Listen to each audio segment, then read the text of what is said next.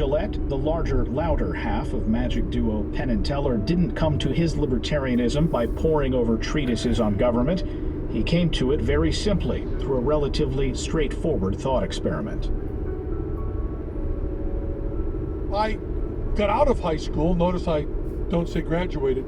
I got out of high school on a plea bargain. I had reasonable SATs, and I went in the beginning of my senior year, and I said to my principal that if I wanted to pass, because that was important to my family, that I actually finish high school, but I wasn't going to come to school anymore because I was sick of that, and that if he did not graduate me at the end of my senior year, I would give an impassioned speech to the school board that they were not dealing well with their gifted speakers and gifted students.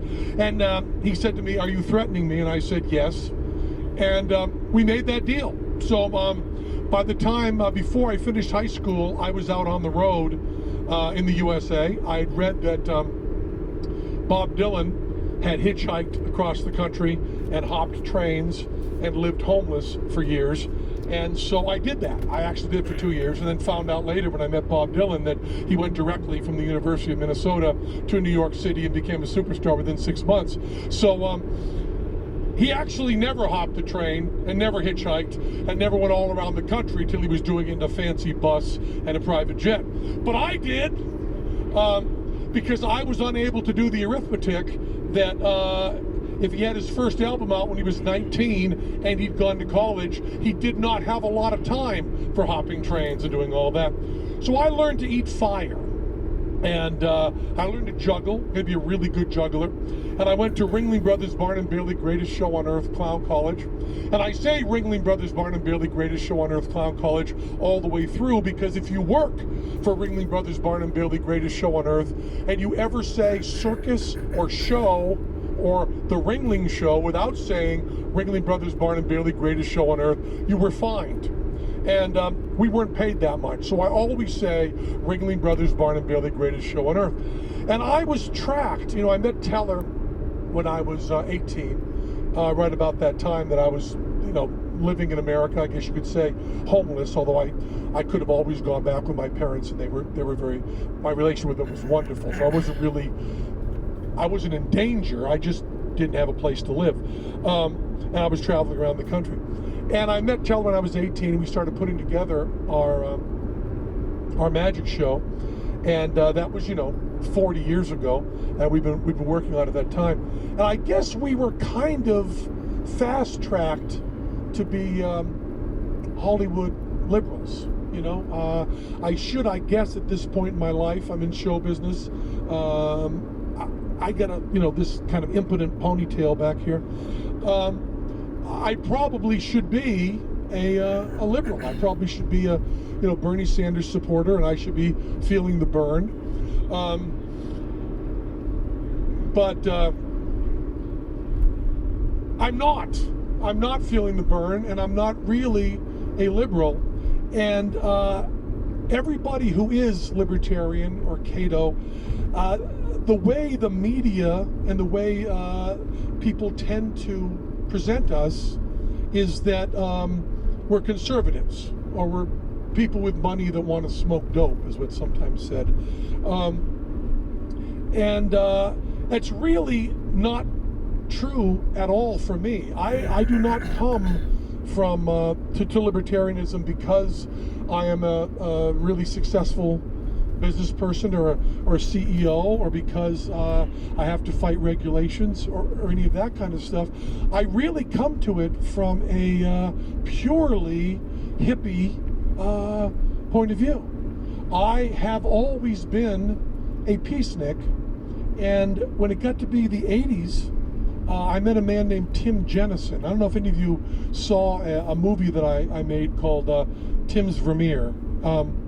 But it's a movie about a genius who started to figure that maybe Vermeer, the 17th century painter, had used lenses and equipment to be able to paint, and maybe what we were actually seeing from that time was photographs from the 17th century and not paintings at all. It's a crazy thing. It took us 5 years to make the movie.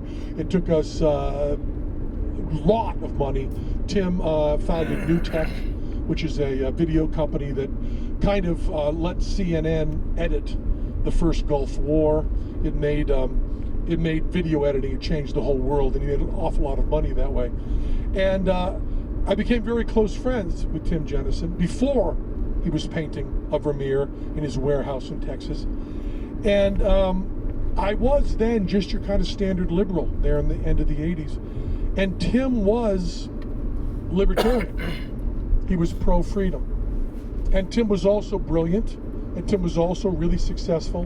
And Tim was also compassionate. And Tim was also a peacenik.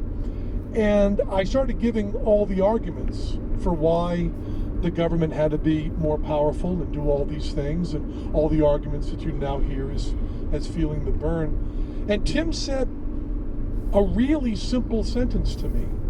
He said, "Do you think it's okay to punish people who've done nothing wrong?"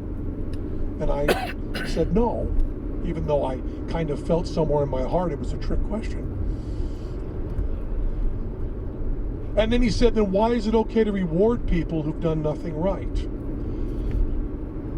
And he said, because can't you see that you can't reward without punishing? They are the same thing. And that shut me up for a little while. And then Tim started saying, you know, you're so against force. You've never hit anybody in your life. You have been beat up.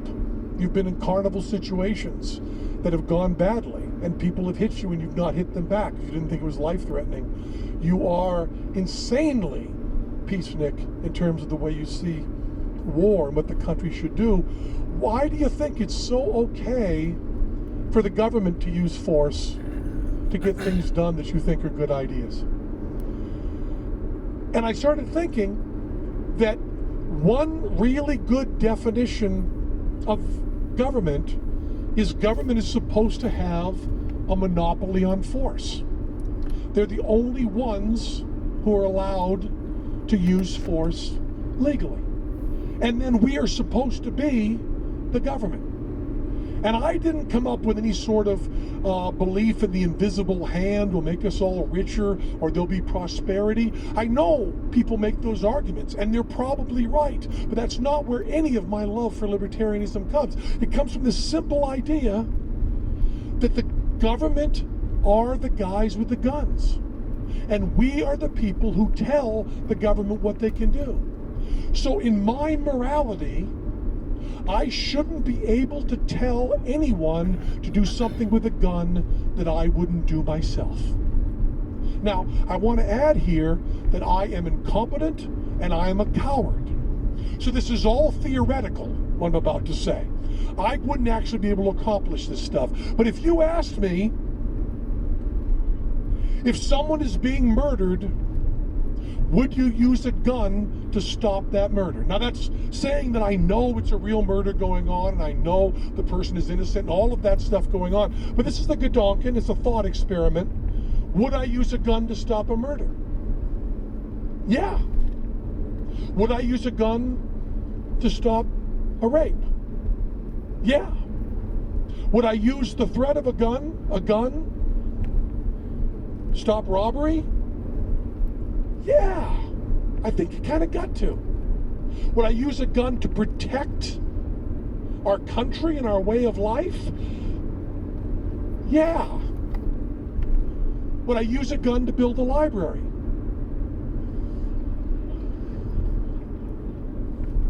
No. Do I think libraries are really important? Wicked important. Really important. Well, I mean, I came from a dead factory town in western Massachusetts before the internet. You know, without the Greenfield Public Library, I wouldn't have had a chance. I rode my bike there every day. I read everything. When Frank Zappa put in the back of the album Lumpy Gravy, do not listen to this until you've read Kafka's In the Penal Colony, I jumped on my bike and rode to the library and read it and then came back and listened to the record. I follow directions well. So will I give my money to help someone build a library? Yeah. Will I ask other people to give their money to help build a library? Yeah. Will I beg other people to give money to build a library? Yeah. Will I lie to people to give money to build a library? A little bit. Will I use a gun to get someone to build a library? No. And that is, in a nutshell, my entire view of politics. That I have to look over what people want the government to do and say, if I were given all the power, would I use a gun to accomplish what they want to accomplish?